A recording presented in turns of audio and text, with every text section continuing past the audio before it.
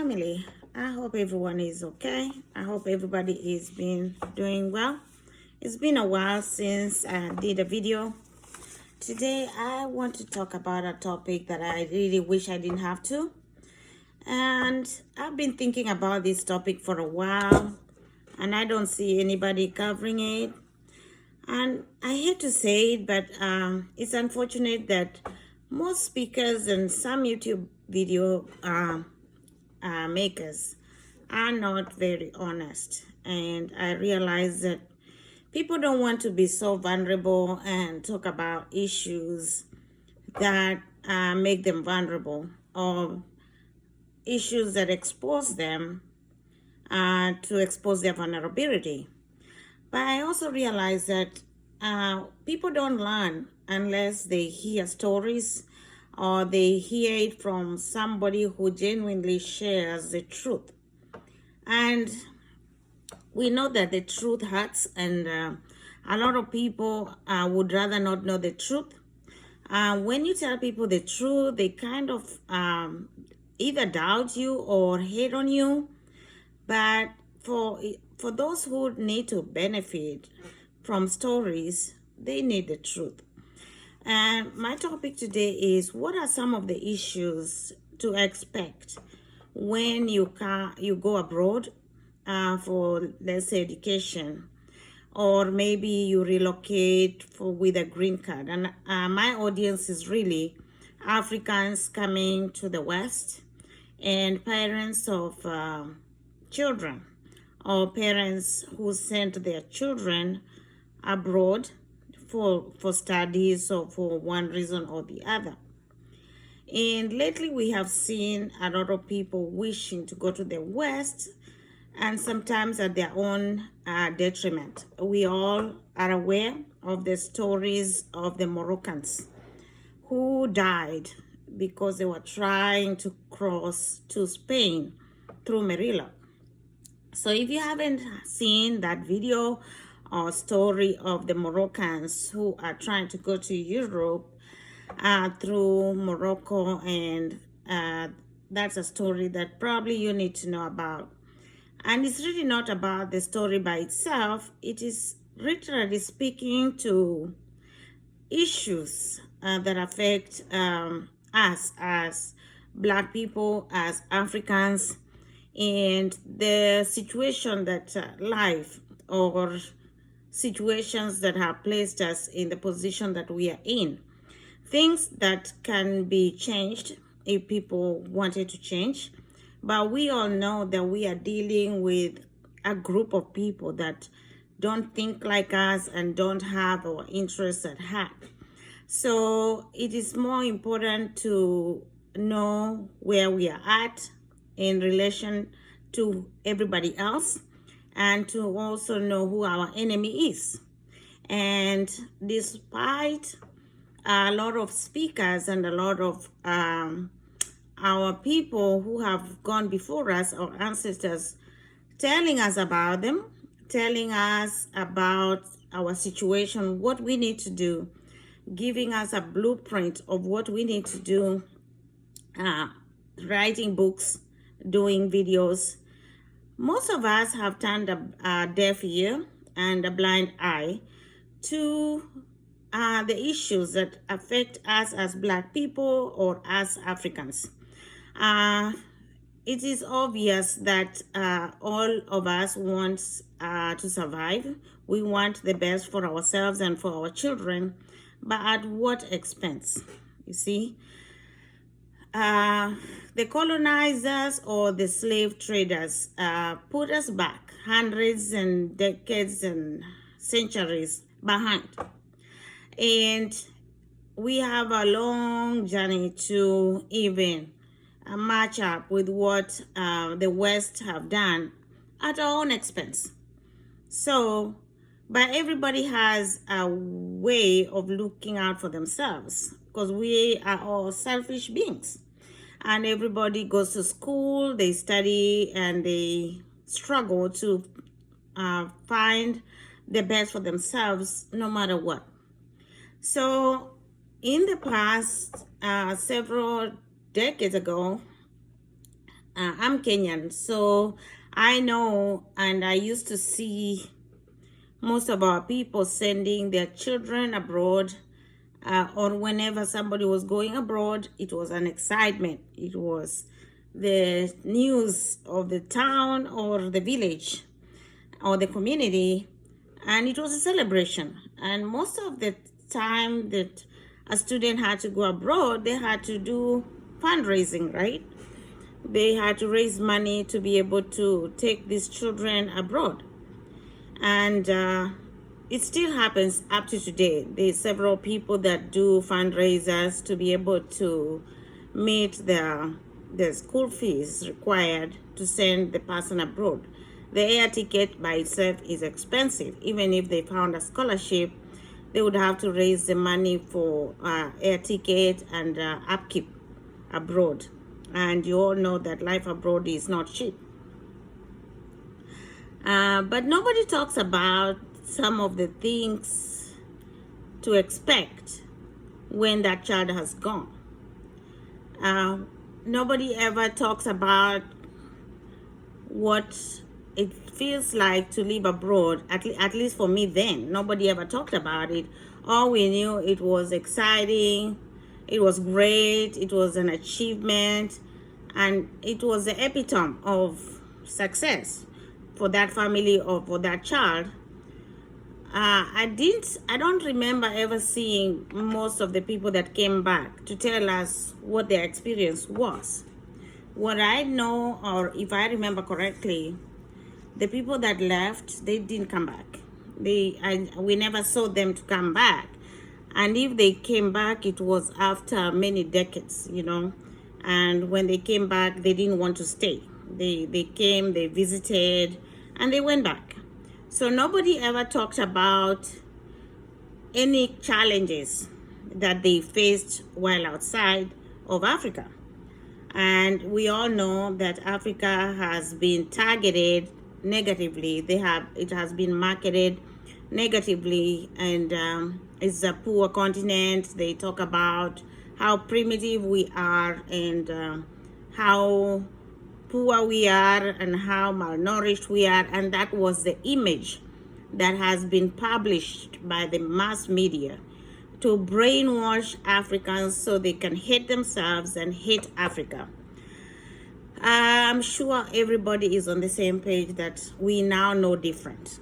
We now know that was propaganda to make Africa hate Africans, and so that the West can take advantage of us, because we know that Africa is the richest continent with the brightest people, the most blessed continent which God made. Anyway, back to the point of parents sending their children. So we had communities taking their children to the airport. There was a convoy of vehicles with banana leaves and leaves, celebrating and ululating the send-off. Most people who are my age or older remember all that picture that they saw, mainly at the airport, people going off. So I've been in the US for 20 years now, and I've seen both sides. I've seen a good amount of being in the West, and I've lived my other life in Kenya, so I can compare very well what it feels like, and some of the challenges and some of the expectations you can expect when children come abroad. And that there's too much to cover, but I'm going to try and cover the main ones, the ones that nobody talks about, the things that are kind of shocking, or things that you never even thought about or even considered.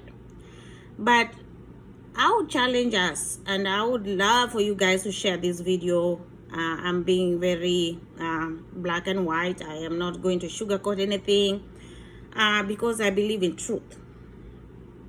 And I have a child here. She is an adult now. She came when she was a child.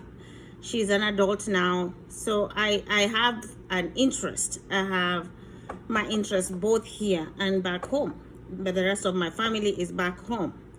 But I have intentionally been connected to the continent because that's where my heart is. Okay, so some of the things that you might expect and never thought about when you send your children home or abroad or relatives is you're at the airport, you have a big party, a big send-off party, and you did this fundraising and the community is here sending off your child. The thing you don't think about is that that's the last time you might see them. If you're a parent and you probably are making arrangements to send your children or just recently send your children, or maybe you can relate with what I'm saying because some of you have not seen your children back home. And I'm talking from experience because when I came here in 2002, the next time I went back home was 2012. So I was gone for 10 years before I went back home. So that time 10 years is a long time if you think about it. If you left a child and you left a child with maybe your parents or with your relative, 10 years is a long time for a child to grow without you, or a spouse to be away from their loved ones for 10 years. A long time. Anything can happen between that time. And I'm only saying 10 years because that's the example for me. It could be 20 years for some people. It could be 15 years. It could be 30 years for some people.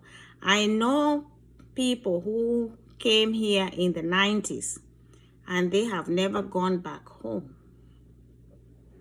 I have friends I know personally who came and never went back. Okay, so I'm speaking from experience from people I know.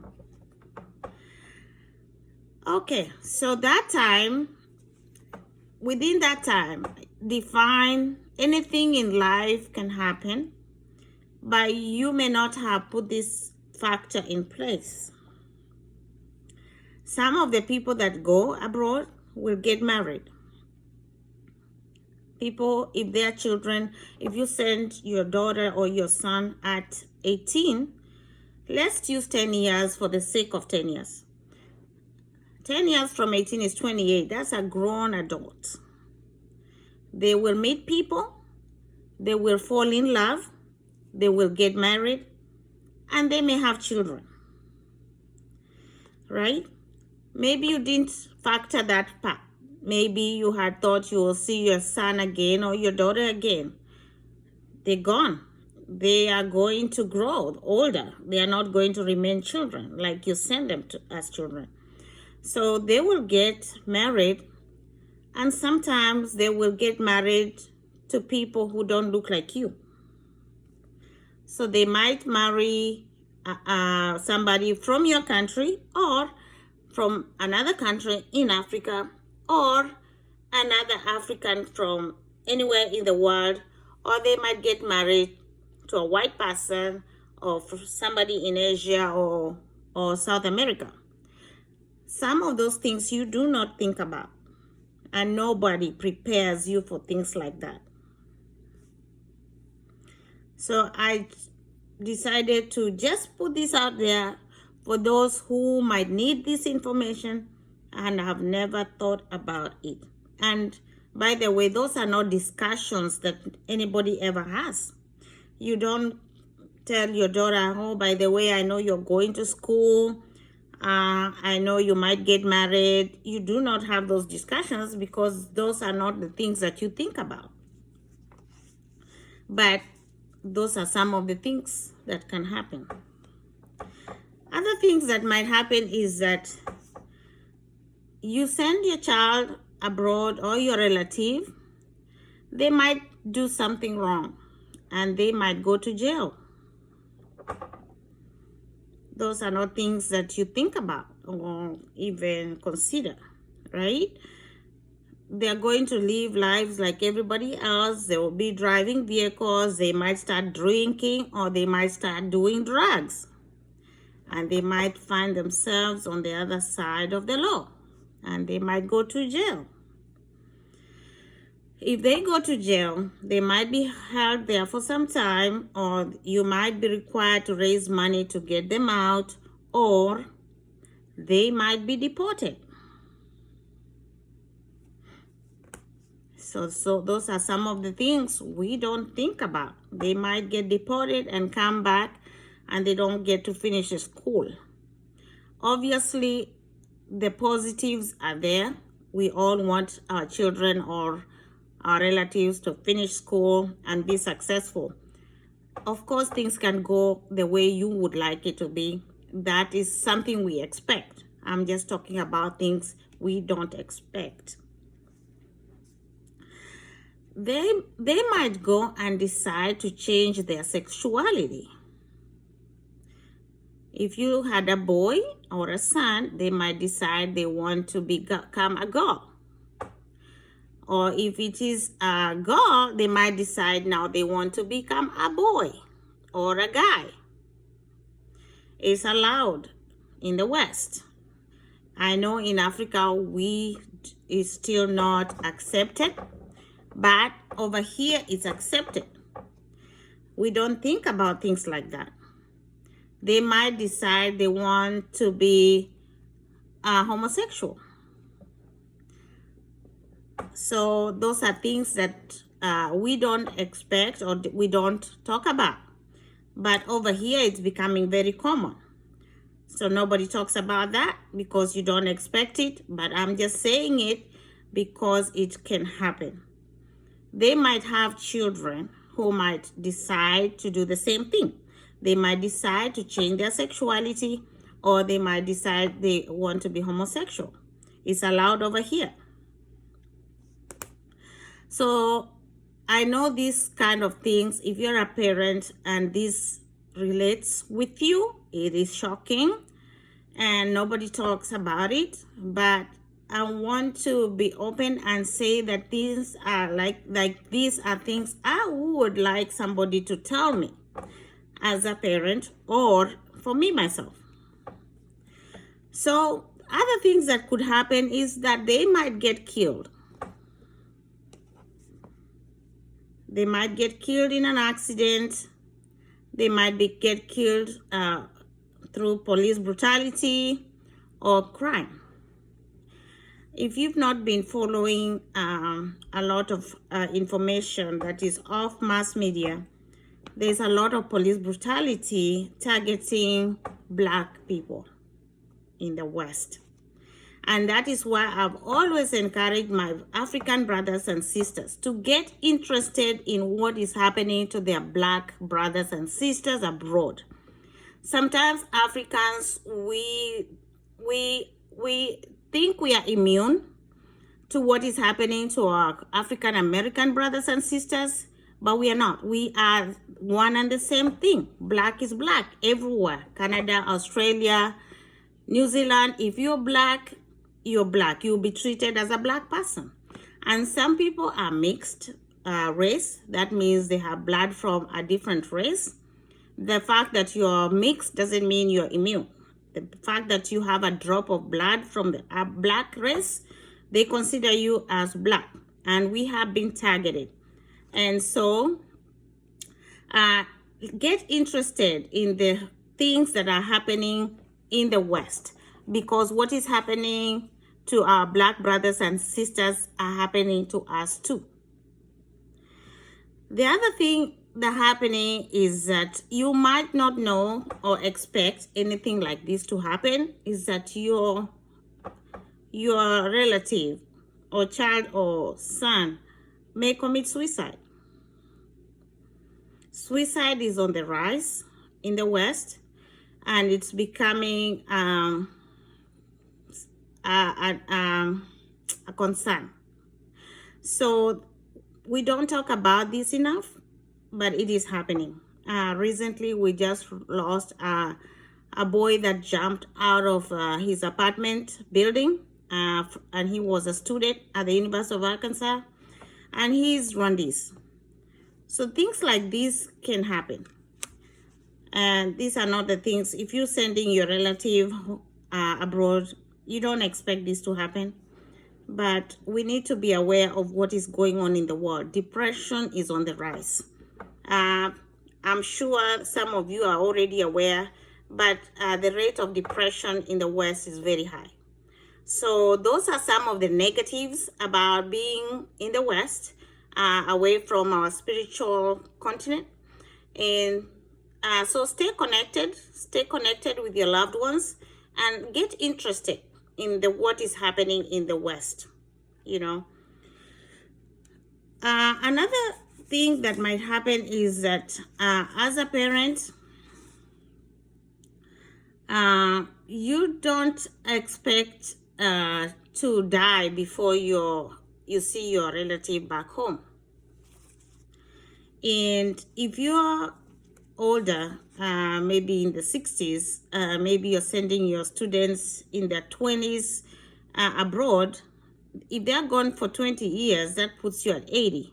If they're gone for 10 years, that puts you at 70. Most people at the age of 70 have lots of challenges. And some of those challenges might take your life. And your son or daughter may not be able to see you before you pass. So we don't talk about this enough. This happened to me. I didn't see my dad again when I came. He didn't see me again. My mom, I saw her several times because I went back home, but I wasn't able to be there when she passed. The other thing is that your relative might not be able to attend your funeral. So it may be because they don't have money to travel, or maybe they don't have papers. Maybe their visa expired, or they're in the middle of their school and they're not able to travel. So those are not things we think about. So this might help you to be able to prepare yourselves and your loved ones when they go abroad, because you don't know when you'll see them again. The other thing is, you expect that once your relatives go abroad, they will come back and help you. Most don't.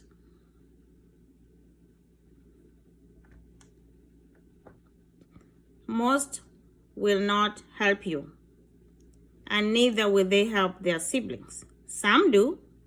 Some actually come back, or actually they send money and they help educate their siblings, and they help change their siblings' lives and their parents' lives. Some don't. So you might not be prepared for this kind of information, but it's a fact. Some will be recalled back by the government to come and serve the government. I know the central bank governor in Kenya was in Washington, D.C., or Seattle or D.C., and he was recalled by the president to go serve the government. Some of you might be recalled by the government to go and serve, which is a good thing. So it could happen in a good way. Some things might change in a negative way. So I just wanted to put this out there. So I know it is deep, but things happen in life and nobody knows what to expect.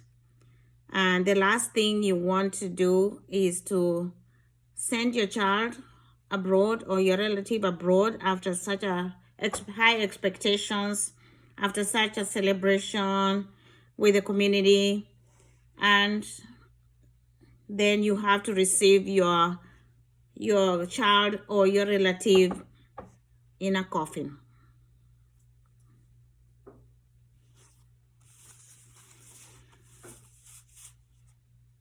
So pray for people that go abroad. We pray for each other either way.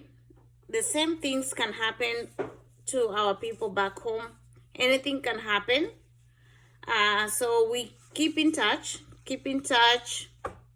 And I would recommend that people who are in diaspora, you have more money at your disposal. Make it intentional to be connected to your people back home. Make it intentional to help your people back home. Make it intentional to keep your culture intact, your language especially intact. Teach your children their language. Teach your children their culture. Be intentional about maintaining the food, the language, the clothing of your people because you need it. You don't know when that child will decide, as a parent abroad, you don't know when that child will decide, Mommy, Daddy, I don't want to stay in America anymore. I want to go home. What if you had not stayed connected to your motherland and you didn't invest, you don't have a home, you don't have anywhere to take those children, and or if some things happen and you all decide you've had enough of the West and you want to go back home, make sure you're investing at home so you have a place to go back to, because we don't know when sugar will hit the fan, and that is that's not in our control. Your children might decide this is not their dream. It was your dream, not my dream. I want to go back to the motherland. So we need to be prepared just in case. Anyway, stay connected. Follow me on Instagram. I will be depositing stories, nuggets. I keep it real. My YouTube channel is not very active, but I'm going to be working on depositing several stories and information over there to help you. I will be going to the motherland in September, so I would have lots of information to share. My YouTube channel is Africa is Calling Her Children Home. Africa is Calling Her Children Home. Follow me on YouTube and let's stay connected. Stay blessed, everyone.